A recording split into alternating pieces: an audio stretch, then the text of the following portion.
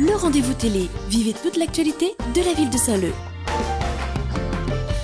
Bonjour à tous, mercredi 19h30 sur Télé Créole, vous regardez le rendez-vous télé. Tout de suite en voici le sommaire. Le développement durable, ça nous concerne tous et c'est tous les jours qu'il faut en parler. Zoom sur les actions menées par les agents de l'ADIP. Nous sommes allés avec eux nettoyer le front de mer la semaine dernière. 500 personnes pour parler de la révision du PLU, plan local d'urbanisme, un document qui fixe les réglementations en termes de terrain et de constructibilité. Mercredi dernier, les Saint-Leusiens ont donné leur avis et se sont informés. Nous ferons le point dans un instant. Enfin, le portrait de la semaine est réservé à un artisan d'art, Olivier Benassar et verrier à Saint-Leu, rencontre en fin d'émission. Je vous le disais en début d'émission, le développement durable est une préoccupation quotidienne. Pour s'assurer que les ravines et les bords de plage restent propres, 30 agents de l'ADIP sillonnent les rues saint-leusiennes. Vendredi dernier, nous sommes allés avec eux récolter, nettoyer malheureusement les plages du littoral et vous allez le voir, les sacs poubelles étaient pleins. Voilà ce que les agents de l'ADIP retrouvent sur nos plages, des mégots de cigarettes ou encore des bouteilles vides. Les sacs poubelles se remplissent, la trentaine d'agents présents sillonnent le littoral saint-leusien pour nettoyer et sensibiliser. Les mauvais salir la nature comme ça. Et quel message vous voulez dire un peu de nous? Ramasser un peu le déchet quand tu viens sur la plage, c'est notre ville même, endommagée, chez le coraux et tout. Et nous ramasser un peu la saleté, niveau plastique. Ce qu'il est possible de recycler en fin de compte, les journaux, tout ça là. Et là, nous l'a trouvé une seringue. Et ça allait beaucoup dangereux ça sur la plage, je ne devrais pas avoir du tout. Mon rôle, c'est de passer sur la plage aujourd'hui dans le cadre de la semaine du développement durable pour sensibiliser les gens sur la nécessité de ramasser leurs déchets et de laisser la plage propre. Du côté des passants, le ramassage de déchets sur la plage est apprécié, même si certains soulignent l'importance de ne pas laisser traîner ces ordures dans un premier temps. C'est un bon affaire, ils nettoient notre île, tout ça, laissent un ligne propre. Et ouais, faut pas non plus laisser les déchets traîner, faut pas justement attendre des actions comme ça pour nettoyer, c'est nous-mêmes qui nettoient toutes les plages. Il est intéressant de voir des gens travailler dans ce cadre-là et puis qu'ils entretiennent le site, il est agréable à voir, quoi. Il est mieux de voir ça que des bouteilles traînées sur la plage, c'est sûr. Le mois d'avril est placé sous le signe du développement durable. Les agents de l'ADIP vont bientôt quitter les plages saint-leusiennes pour mener d'autres actions. On a aussi des actions d'assainissement dans les ravines. Parce que ça aussi pareil, des fois le monde utilise les ravines, ça va, voilà, il fait des pique-niques, tout ça, il laisse des choses traîner. Donc des fois il balance les trucs par les vitres. Donc nous ramasse. Donc c'est une action assainissement avec le deuxième groupe.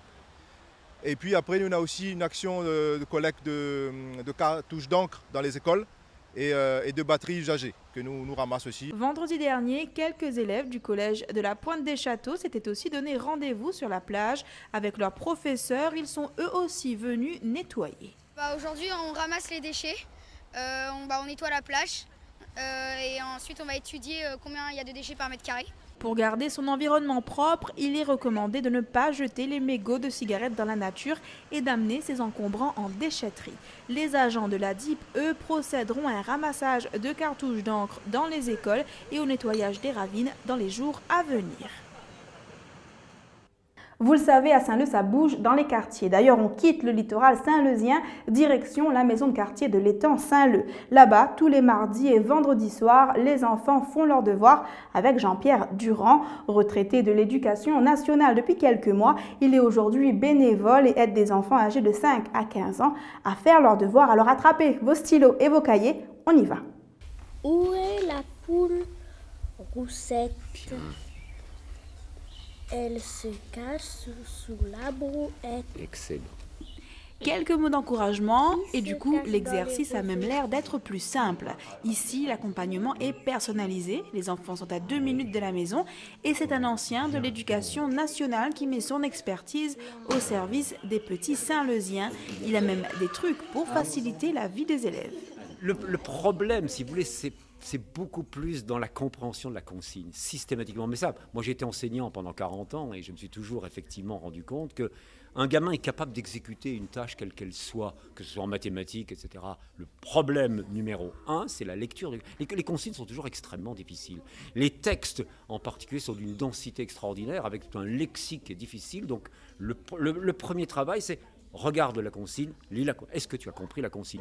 Les enfants sont concentrés et les mamans soulagées. Ici, pas de distraction, pas de télé ni de jeux vidéo. Cet encadrement avait été demandé par le biais du comité de quartier ici à l'étang Saint-Leu. C'est une demande que d'un comité de quartier nous a fait demander ça parce que là un peu contraignant aussi parce qu'avec nous marmailles, nous ses parents, nous qu'elle est faible comme maman, elle ne veut pas apprendre. Bon, on nous dit ben on fait à l'air alors, mais là au moins les cieux c'est attaque le devoir les faire. Parce que mon petit garçon il s'en va CP, il vient de rentrer CP et la lecture est un peu difficile. Et comme moi on n'a pas trop le temps, donc le plus facile pour les ici apprendre la lecture. Ah oui, mais trouve les lire mieux. Moi, il y a quelqu'un d'y aller, il oblige à aller faire ce devoir le soir. Parce qu'à la maison, des fois, il a tendance à regarder télé. Et il n'écoute pas quand on dit d'aller faire le devoir, et tandis que là, ils l'obligent.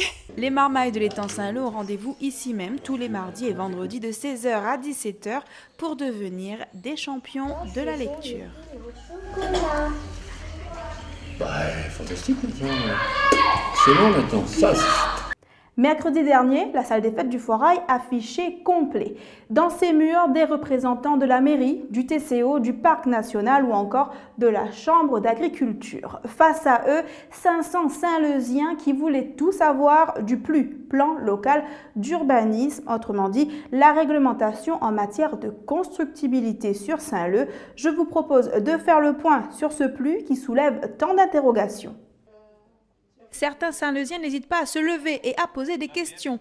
Objectif, comprendre ce qu'est le plan local d'urbanisme et savoir comment leurs terrains sont affectés par ce PLU. Le PLU, ce sont les différentes réglementations en termes de constructibilité, de zones agricoles, de zones naturelles et des zones liées à tous les grands projets de la ville. Ils sont 500 présents, mais les demandes de déclassement de terrain sont 1300. Elles concernent l'ensemble du territoire saint-leusien. La motivation première pour demander un déclassement, pouvoir construire un logement. Maintenant, on a 2 garçons et une fille, et les 2, ça vivent dans des immeubles, et on a des terrains qui dorment, sont enfouis à Saint-Leu, même sur le 4 sous là-haut. On demande tout ça, parce que nous, c'est un petit peu de zone des hauts, on nous demande d'arranger, et puis des voliers pour nous, parce qu'on développe sur Saint-Leu, mais dans les hauts, c'est bon aussi de développer. Je pense qu'il est vraiment important de déclasser des terrains sur la zone haute, et je pense d'ici 2020 et 2030, je pense que dans les hauts, là, on aura grand besoin d'avoir des déclassements de terrain pour que les gens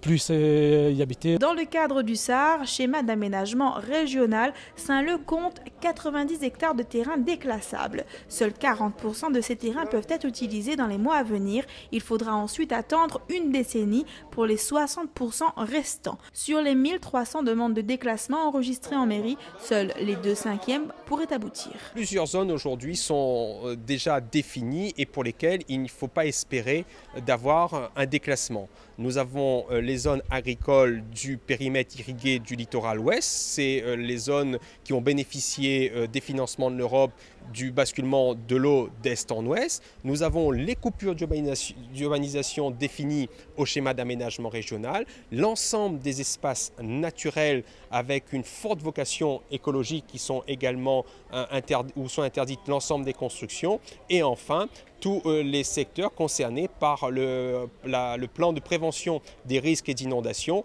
où là toute construction est également interdite. Pour formuler une demande de déclassement, il faut écrire au service aménagement de la ville en donnant les références cadastrales du terrain concerné. Il faudra ensuite attendre 1 an et demi pour l'examen du dossier qui se fait avec les services de l'État. Le portrait de la semaine est réservé à Olivier Benassar, verrier d'art sur Saint-Leu. Il fabrique des objets d'art, donc des pendentifs et des petits objets souvenirs. Je vous propose de rencontrer Olivier.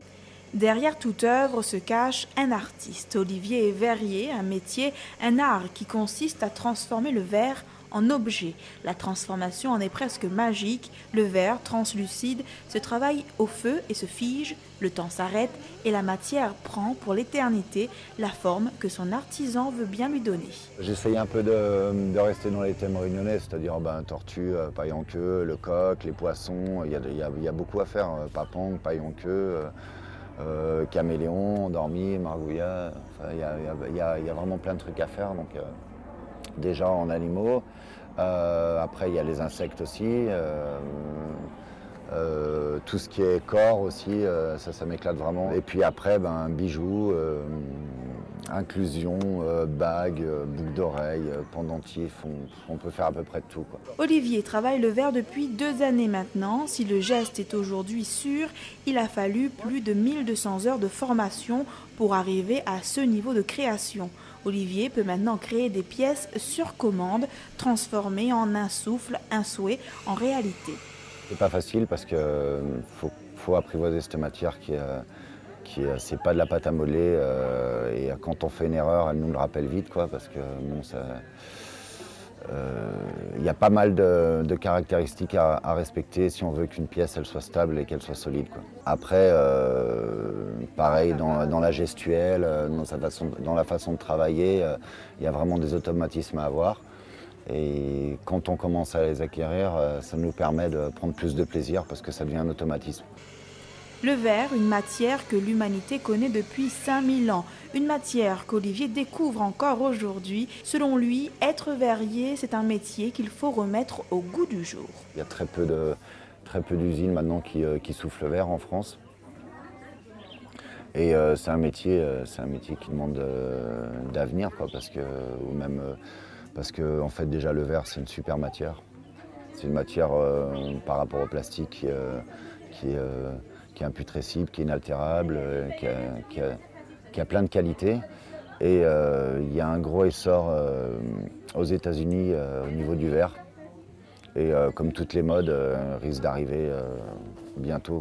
Olivier est aujourd'hui en stage de perfectionnement avec le plus grand verrier de France. Tout comme lui, 7 autres Saint-Leusiens suivent cette formation pour pouvoir figer dans le verre les splendeurs saint-leusiennes. Ils seront ensuite plus proches de vous dans le petit marché du centre-ville qui est aujourd'hui en rénovation. Vous le savez, il est déjà l'heure pour vous de découvrir les activités à ne pas rater sur l'ensemble du territoire saint-leusien. Je vous laisse découvrir l'agenda de la semaine et on se retrouve juste après avec une petite surprise.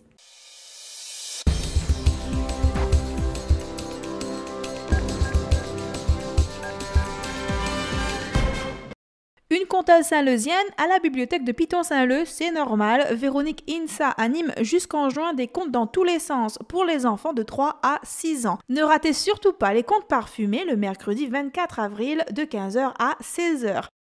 Demain, n'oubliez pas l'après-midi dansant pour la 3e jeunesse. Ça se passe à la salle des fêtes du Foirail à partir de 13h. Des réseaux de bus gratuits sont mis à votre disposition.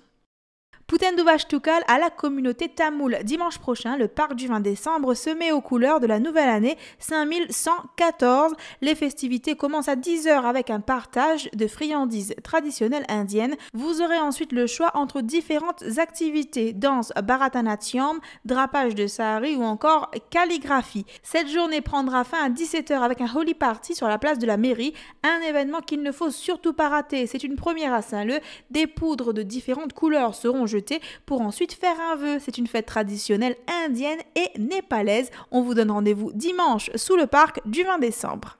Vous venez de l'entendre, dimanche prochain, le parc du 20 décembre va revêtre ses plus beaux habits de couleurs et de lumière pour célébrer le nouvel an tamoul. J'ai d'ailleurs avec moi sur le plateau Clémentine et Ophélie de l'association Fleurs de Lotus. Elles vont nous faire une petite démonstration de danse. Je vous laisse avec elles en très bonne compagnie et je vous donne rendez-vous dès demain sur le terrain. À bientôt.